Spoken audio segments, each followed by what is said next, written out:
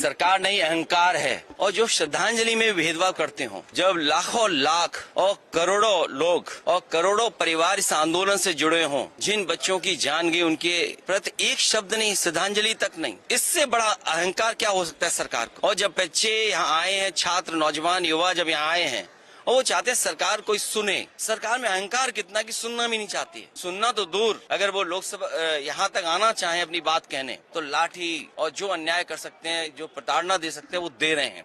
सरकार ऐसे ही है। और सरकार के अगर पन्ने पलटे, एक बार भारतीय जनता पार्टी की सरकार यूपी में थी, 1 साल का मेडिकल का कोर्स 0 हो गया था, सेशन 0 हो गया था। ये बीजेपी के लोग आज से नहीं घोटाला कर रहे हैं, इनकी हमेशा ये कोशिश रहती है घोटाला करने। और पेपर लीक में जितने लोग शामिल होते हैं वो भाजपा ही हैं। यूपी में बाकायदा ऑडिट किया हम लोगों ने और एक किताब जारी की और जारी करके ये बताया कि कितने पेपर लीक हुए हैं। कोई दोषी नहीं पकड़ा गया आज तक। 20 से ज्यादा पेपर लीक हुए हैं, लेकिन कोई भी दोषी नहीं पकड़ा गया। इसलिए नहीं पकड़ा गया क्योंकि बीजेपी के लोग उसमें शामिल रहे। और नौकरी न देना इसलिए भी सरकार करती क्योंकि आरक्षण देना पड़ेगा। अगर सरकारी नौकरी होगी तो आरक्षण देना पड़ेगा। ये भ्रष्टाचार नहीं कर पाएंगे। आउटसोर्स से करेंगे तो भ्रष्टाचार कर पाएंगे। जब नौकरी सरकारी मिलेगी तो बजट से पैसा जाएगा। दुख है कि आज लाठी चली है। मैं अपने युवा सांसदों से कहूंगा कि जिन बच्चों पर लाठी पड़ी है और जंतर मंतर पे अगर वो मिलने जाना चाहते हैं तो जाएं, मिल करके आएं और पार्टी का संदेश दें कि हम उनके साथ। अगर आप गुलबर्गा में एक बेहतरीन सीबीएसई स्कूल की तलाश में हैं, तो आई इनोवेटिव इंटरनेशनल स्कूल में आपका स्वागत है।